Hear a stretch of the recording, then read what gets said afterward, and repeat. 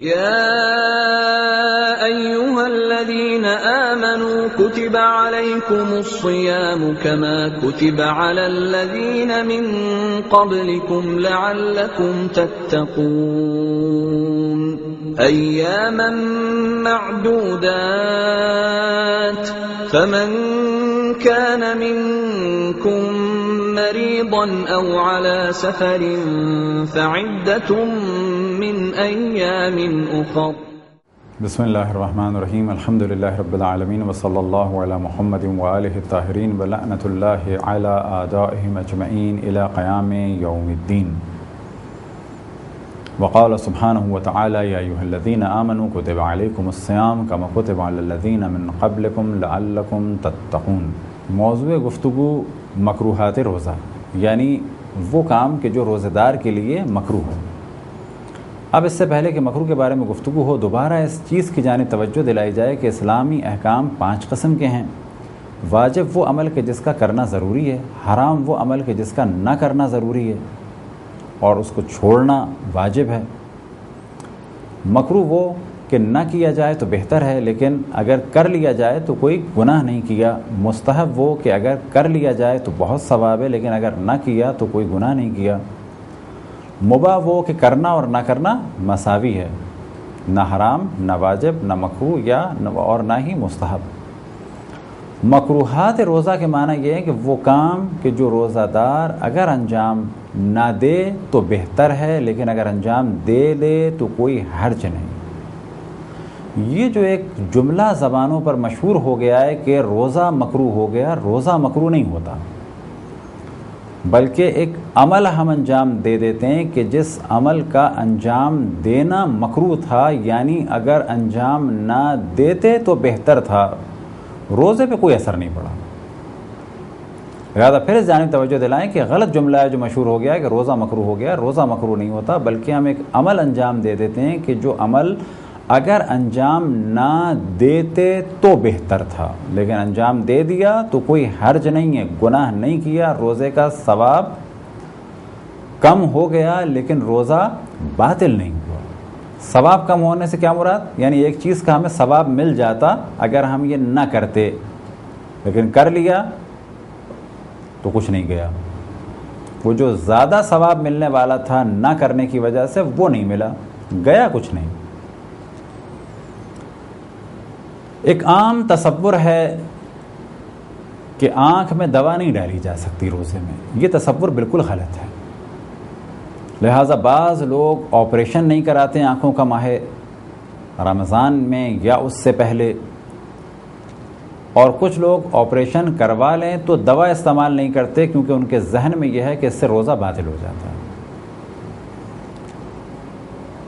اب یہاں پر اس بات کو بالکل واضح کر دیں کہ دوا آنکھ میں ڈالنا بالکل جائز ہے.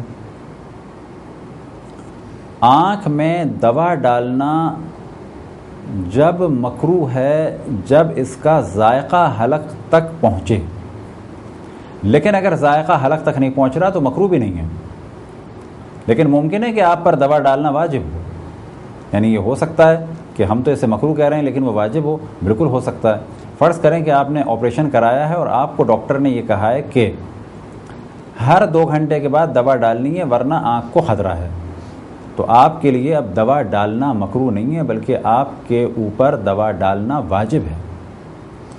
ہمارے یہاں بعض دفعہ لوگ کیا کرتے ہیں کہ دوا ڈالنے کے لیے روزہ چھوڑ دیتے ہیں. یہ کام حرام کیا. فرض کریں کہ آپ کو آنکھ کے آپریشن کے بعد فقط دوا ڈالنے کے لیے ڈاکٹر نے کہا تھا ہر 2 گھنٹے بعد، اور آپ نے کیا کیا؟ روزہ چھوڑ دیا محض اس وجہ سے کہ آنکھوں میں دوا ڈالنی ہے. ہاں، اگر آپ کی آنکھ کا کوئی ایسا آپریشن ہوا ہے کہ ڈاکٹر نے ہر 4 گھنٹے بعد یا ہر 5 گھنٹے بعد ایک دوا بتائی ہے کھانے کی، اور اگر آپ نہیں کھائیں گے تو آنکھ ضائع ہو جائے گی، اس صورت میں کہا جائے گا کیونکہ دوا نہیں کھائیں گے آنکھ ضائع ہو جائے گی، لہذا روزہ رکھنا واجب نہیں ہے.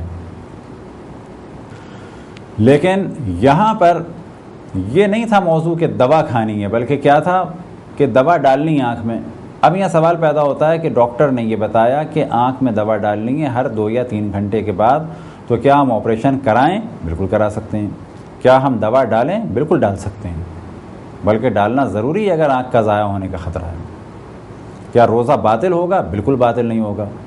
دوا کا ذائقہ حلق تک پہنچتا ہے، اگر دوا کا ذائقہ حلق تک پہنچے تب جا کر دوا کا استعمال یعنی آئی ڈراپ کا استعمال مکروہ ہے۔ اور مکروہ کے معنی کیا کہ اگر نہ کرتے تو بہتر ہے، لیکن کر لیا تو کوئی حرج نہیں۔ اور پھر ہم عرض کریں کہ اگر ڈاکٹر نے کہا ہے کہ 3 یا 4 گھنٹے بعد ڈالنا ہے یا 5 گھنٹے بعد ڈالنا ہے، اور اگر آنکھوں میں آپ کے یہ دوا نہ رہی تو آنکھوں کو نقصان ہوگا، تو پھر یہ آپ پر مکروہ نہیں ہے بلکہ لازم ہے۔ تو پہلی چیز کہ جو مکروہ ہے آئی ڈراپ ڈالنا، خصوصاً کب کہ جب اس کا ذائقہ حلق تک آتا ہو، لیکن کب کہ جب یہ واجب نہ ہو گئی ہو۔ واجب کب ہو جائے گی کہ جب آپ کی آنکھ کو خطرہ ہے اور اس لیکوڈ کا آنکھ میں ہونا ضروری ہے ہر 4 یا 5 گھنٹے کے بعد، تو اس صورت میں لازم ہو جائے گا یہ۔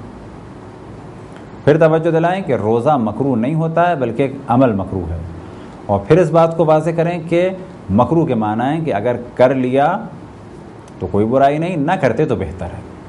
دوسری چیز جو روزے دار کے لیے مکروہ ہے وہ ہے کوئی بھی ایسا کام کرنا کہ جس سے کمزوری ہو۔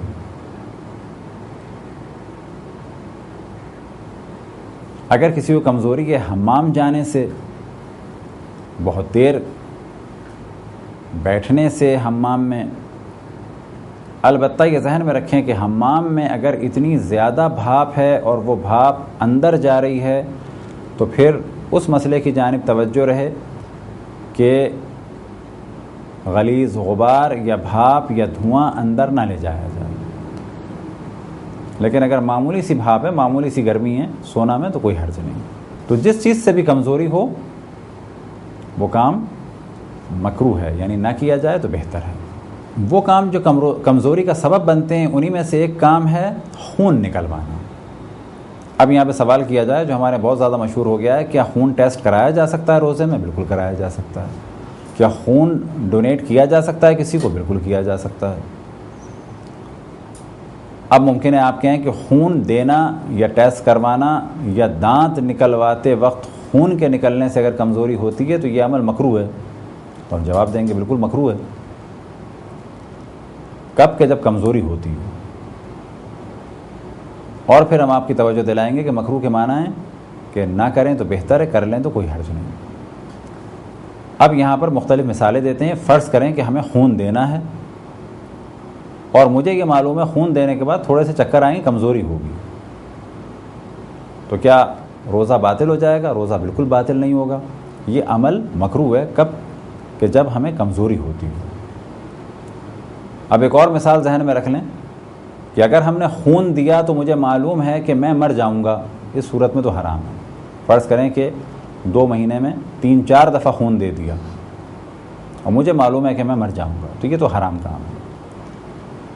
میں صحت مند آدمی ہوں اور آج خون دے رہا ہوں اتنے فاصلے سے جتنا ڈاکٹروں نے کہا ہے، بلڈ پریشر میرا نارمل ہے، فقط مجھے ایک کمزوری سی ہوگی خون دینے کے بعد، تو کیا میرا روزہ باطل ہوگا؟ روزہ باطل نہیں ہوگا، یہ عمل مکروہ ہے، یعنی نہ کریں تو بہتر ہے۔ کسی شخص کو اپنا ٹیسٹ کرانا ہے، خون دینا ہے لیبارٹری میں، اور وہ یہ جانتا ہے کہ یہ تھوڑا سا خون ایک سرنج میں نکلنے سے مجھے کمزوری نہیں ہوتی، تو کیا ٹیسٹ کرا لے؟ بالکل کرا لے۔ اس کا روزہ باطل بھی نہیں ہوگا اور یہ عمل اس کے لیے مکروہ بھی نہیں ہے، کیونکہ مکروہ جب ہوگا کہ جب اسے کمزوری ہو۔ اگر کوئی شخص اپنا دانت نکلوانا چاہے اور وہ جانتا ہے کہ دانت نکلے گا، تھوڑا سا خون نکلے گا، یا یہ کہ روٹ کینالنگ کا کام ہے، بہت معمولی سا خون نکل رہا ہے، یا یہ کہ روٹ کینالنگ میں بھی دوسرا یا تیسرا وزٹ ہے، اب خون بھی نہیں نکلے گا، فقط فلنگ ہوگی، تو کیا کروا لیں؟ بالکل کروا لیں۔ دانتوں کی اسکیننگ کرانی ہے، پالش کروانی ہے، اور دوسری تیسری سیٹنگ ہے جس میں فرض کریں خون نہیں نکل رہا، بالکل صحیح ہے۔ خون اگر نکل رہا ہے تو کیسا؟ اگر خون نکل کے منہ میں آتا ہے اور آپ اس کو نگل لیتے ہیں تو یہ کام حرام ہے، لیکن منہ میں خون آیا، آپ نے اسے تھوک دیا تو کوئی حرج نہیں ہے۔ آیا روزہ باطل ہوگا دانت نکلوانے سے جب خون نکلے؟ روزہ بالکل باطل نہیں ہوگا۔ مکروہ ہے یہ کام؟ بالکل یہ کام مکروہ ہے۔ کب کہ جب کمزوری ہو۔ اب اگر کسی کو کمزوری نہیں ہو رہی تو یہ مکروہ بھی نہیں ہے، کمزوری ہو رہی ہے تو مکروہ ہے۔ مکروہ کے کیا معنی؟ نہ کرتے کام تو بہتر تھا، لیکن کر لیا تو کوئی حرج نہیں۔ تیسری چیز جو مکروہ ہے وہ ہے کسی خشک چیز سے اینیما لینا، کہ اس کا پہلے بھی ذکر ہو چکا. فرض کریں کوئی ویسلین یا کوئی خاص قسم کی چیز ہے جو جیل کی صورت میں لکوڈ نہیں ہے. اب اگر یہ کام کوئی روزے کے بعد کرے تو بہت اچھا ہے، روزے کے دوران کرے تو کہا جائے گا نہ کرتے تو بہتر ہے. لیکن اگر یہ اینیما لیکوڈ سے ہوگا تو اس سے روزہ باطل ہو جائے گا. اس پہ پہلے بھی گفتگو ہو چکی ہے. انفیہ یا ناس یا نسوار کو سونگھنا، اگر اس کا غبار حلق تک لے جا رہے ہیں تو روزہ باطل ہے. لیکن اگر کوئی سونگتا ہے فقط چھینک آنے کے لیے، کیونکہ جب انفیہ یا ناس یا نسوار کے 1-2 ذرے اگر ناک کے اس حصے میں پہنچے اس سے چھینک آتی ہے، یہ کام روزے کو باطل کرتا ہے؟ بالکل باطل نہیں کرتا. کیا یہ کام مکروہ ہے؟ بالکل مکروہ ہے. اور پھر مکروہ کی جانب توجہ رہے. یہ جو بار بار ہم مکروہ کی جانب توجہ دلا رہے ہیں، وجہ کیا ہے کہ ہمارے معاشرے میں بعض دفعہ مکروہ کام کو حرام سمجھا جاتا ہے.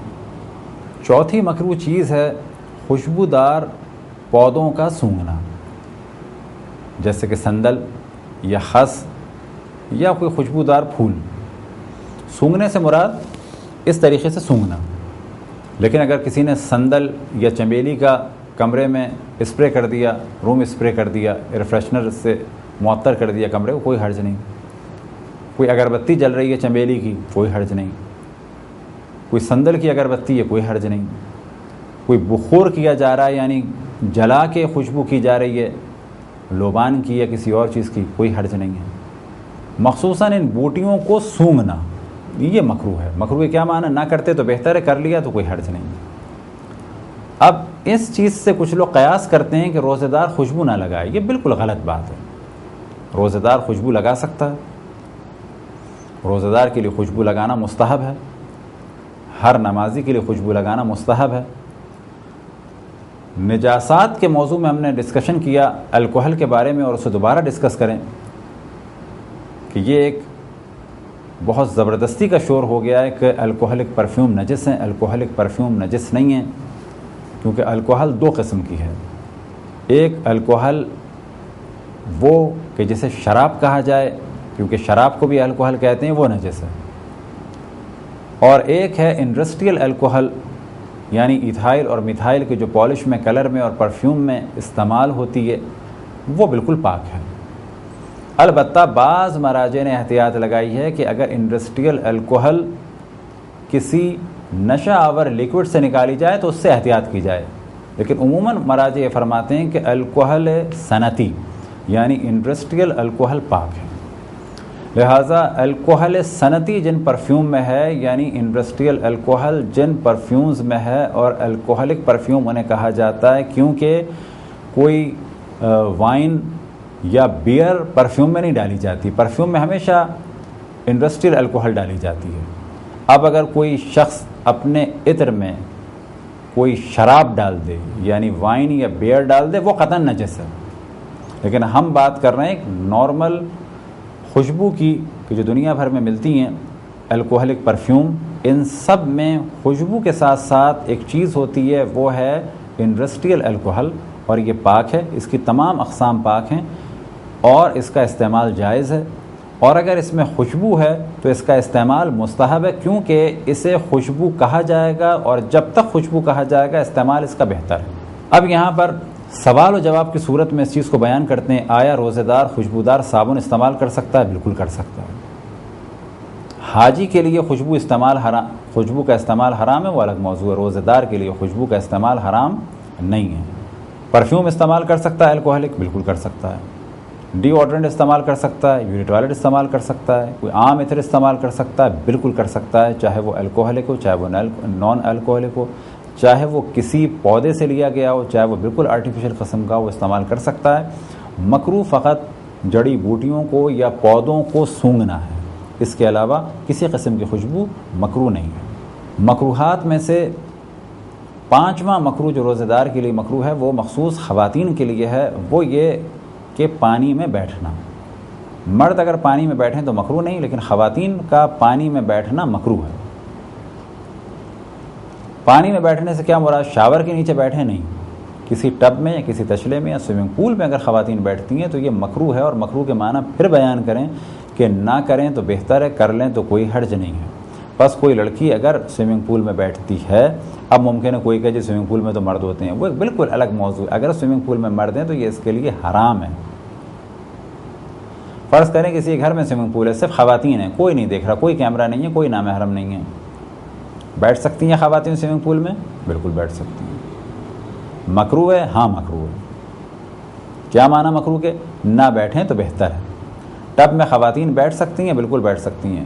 مکروہ ہے؟ بالکل مکروہ ہے۔ کیا معنی؟ ٹب میں نہ بیٹھیں تو بہتر ہے، لیکن اگر بیٹھ گئیں تو کوئی حرج نہیں۔